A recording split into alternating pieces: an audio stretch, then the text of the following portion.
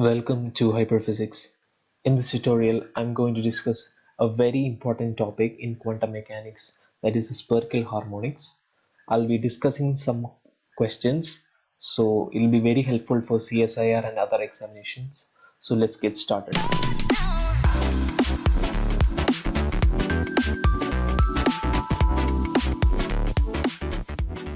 So to understand the spherical harmonics, we need to understand first what is the total wave function. So in general, the wave function psi is a function of r, theta and phi, can be written like this. It can be divided into r and l, which is a function of r, and y lm of theta and phi.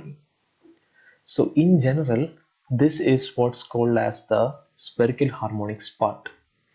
So what we have to find is the ylm to get the L square and Lz values, and also we have to keep in mind that these are function of theta and phi. So in the right hand side, I've given some values for y00, y10, y11 and y minus 1 minus 1. Usually these are given in the questions. To solve these problems, you don't have to memorize these things. So first we have a question here. A quantum mechanical system of a particle with Cartesian coordinates x, y, z is described by the normalized wave function, and the wave function is given like this, and we have to see what all values we are getting for L square and Lz that is associated with this state phi of x, y, z, right? So to do that, what I'm going to do is I'm going to convert these x, y, z into r, theta, phi coordinates. That is the spherical polar coordinate system. So you know that the transformation x equal to r sine theta cos phi and y is r sine theta sine phi and z is r cos theta. So what I'm going to do is I'm going to transform this thing into r, theta and phi coordinate system. So it's given that phi of r, theta, phi, I'm going to write like this: alpha raised to phi by 2, because alpha is a constant, divided by square root of pi, and z, and we can write like this: r cos theta, right? And we have an exponential of minus alpha, and this x square plus y square plus z square is r square, and square root of that is r, and we have converted this x, y, z to r, theta, phi coordinates. So what to do next? So in order to implement this harmonics, the spherical harmonics ylm in this thing, we have to see what all things we can do to include this y00, y10, y11 or y1 minus 1 or other terms into this wave function. So you can see that there is only one theta part that is present in this phi of r, theta, phi. This is capital phi, okay. And you can see it's cos theta term and it's r cos theta. So we can see that there is no exponential of I phi or something like that. Is nothing there in this thing. So it's very sure that we can use y10 to replace this cos theta term. So what I'm going to do is I'm going to write like this: is equal to alpha raised to phi by 2 by square root of pi r times square root of 4 pi by 3 y10 e to the power minus alpha r, right? So if I'm going to write like this, I'm getting a wave function, the phi, the capital phi is a function of r, theta and phi, equals alpha raised to phi by 2 by square root of pi r into square root of 4 pi by 3 y10 e to the power minus alpha r. So you can see that this y10 is present in phi of r, theta, phi. So that means this wave function has L equal to 1 and M equal to 0, right? So we need to find the values for L square and Lz You know that L square has an eigenvalue of L into L plus 1 h bar squared, and Lz has an eigenvalue of mh cross. So if you are going to measure the system, you are about to get this quantity. Like for L square, you have at L equal to 1, you have 1 into 1 plus 1 h bar square, that is 2 h bar square if you measure the system for L square.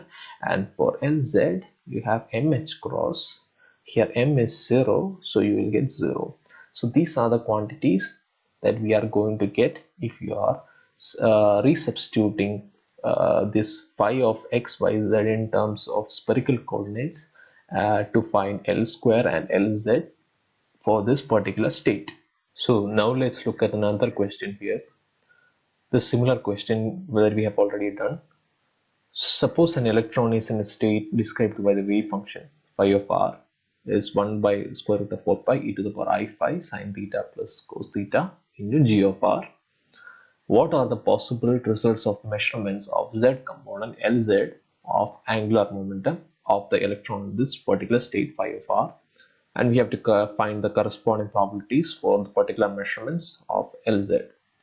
So in order to do this question, we have to first convert this thing into spherical coordinates. The spherical coordinates is already given here, but we have to include the spherical harmonics part.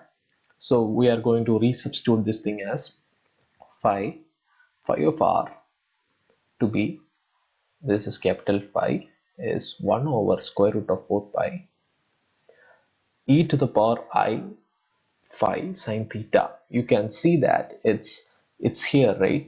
You can see that e to the power I phi sine theta can be replaced by y11 times square root of 4 pi by 3 with a minus sign, right? So I'm going to replace like this, that is minus square root of 8 pi by 3 y11 plus, for cos theta again we use this thing, right? That is a square root of 4 pi by 3 y10 times g of r, which is a function of r only.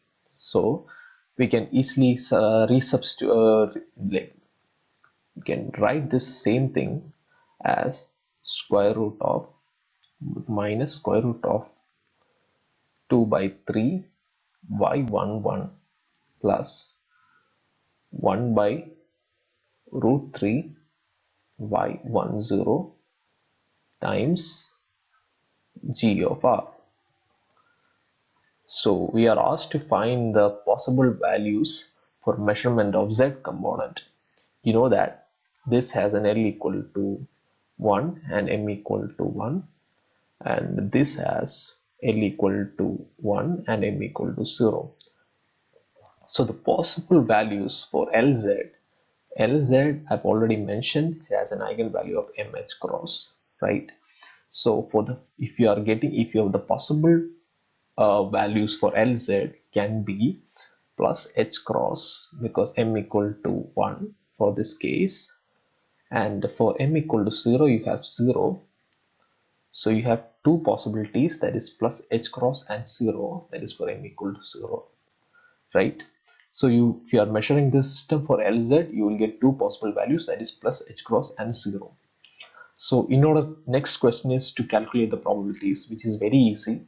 So for plus h cross, for m equal to 1 or Lz equal to plus h cross, the probability of for getting plus h cross will be this, the square of this thing, that will be 2 by 3, and for m equal to 0, that is Lz equal to 0, you have a probability of 0 of getting 0, that is getting 0 as m equal to 0 for Lz will be 1 by 3, right?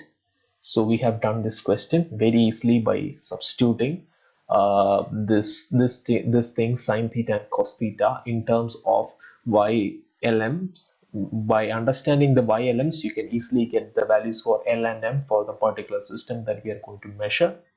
So I hope you like this video, as because this is a very important concept. I hope it will be helpful for everyone.